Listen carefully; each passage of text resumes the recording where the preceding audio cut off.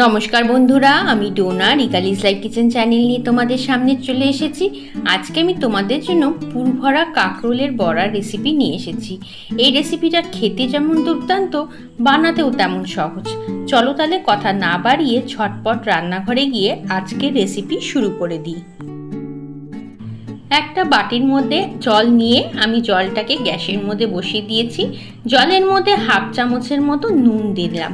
এই জলটা গরম হলে পরে আমি দেখো এইদিকে কাঁকরোলগুলোকে দু টুকরো করে নিয়েছি, আর পেছনে যে কাটা কাটা দিকটা থাকে সেটাকে একটু চাকু দিয়ে ঘষে দিয়েছি। এখন জলটা ফুটে গেলে আমি এর মধ্যে কাঁকরোলটাকে ভাপিয়ে নেব। জলটা বেশ সুন্দর টকবক করে ফুটতে শুরু করে দিয়েছে।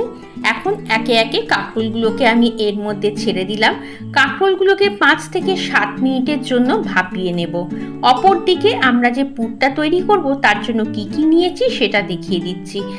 1 চামচ হলুদ সর্ষে, 1 চামচ কালো সর্ষে আর 1 চামচ পোস্ত নিয়েছি। এটা ছাঁকনির মধ্যে নিয়ে আমি ভালো করে ধুয়ে নিয়েছি। এখন এর মধ্যে ঝালের জন্য দিয়ে দিলাম 3টে কাঁচা লঙ্কা। এর সাথেই দিয়ে দিচ্ছি সামান্য পরিমাণে একটু নুন, আর এর মধ্যে আমি দিচ্ছি শুকনো নারকেলের গুঁড়ো। তোমাদের কাছে যদি না এমনি নারকেল থাকে সেটাও দিতে পারো, বা আমার মতো শুকনো নারকেলের গুঁড়ো দিতে পারো।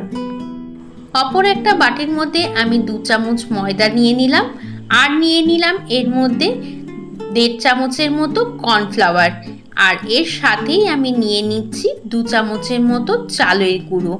আর এর মধ্যে যে মশলাগুলো দিচ্ছি সেগুলো হলো সামান্য নুন, সামান্য পরিমাণে হলুদ গুঁড়ো, আর কালারটা ভালো আসার জন্য কাশ্মীরি লঙ্কার গুঁড়ো। এবার এটাকে দিয়ে দিলাম এর মধ্যে 1 চামচের মতো কালো জিরে। এখন এটাকে খুব ভালো করে মিশিয়ে নেব। তারপরে জল দিয়ে একটা ব্যাটার তৈরি করব। আর অপর দিকে মিক্সিটার মধ্যে যে পেস্টটা তৈরি করেছি সেটাও কিন্তু আমার একেবারেই রেডি হয়ে গেছে। প্রথমে একটু শুকনো ফুরিয়ে নিয়েছিলাম, তারপরে একটু সামান্য পরিমাণে জল দিয়ে একটা মিহি পেস্ট তৈরি করলাম। দেখো এর মধ্যে মনে হচ্ছে আর একটু হলুদ গুঁড়ো লাগবে, সেজন্য আমি আর একটুখানি হলুদ গুঁড়ো দিলাম। চলো এটাকে একটা সুন্দর ব্যাটার তৈরি করে নিই। আর কতটা পাতলা বা ঘন হবে সেটা আমি ব্যাটারটা তৈরি করে নেওয়ার পরেই তোমাদের দেখাচ্ছি। কাঁকরোলগুলো রেডি হয়ে গেছে, অপর দিকে দেখো পেস্টটাও রেডি হয়ে গেছে। এখনও এর মধ্যে আমি কিছু মশলা দেব। সামান্য সাধারণ মশলা, নুন, হলুদ, অল্প একটু মিষ্টি, আর দিচ্ছি এর মধ্যে কালারের জন্য সামান্য পরিমাণে কাশ্মীরি লঙ্কার গুঁড়ো।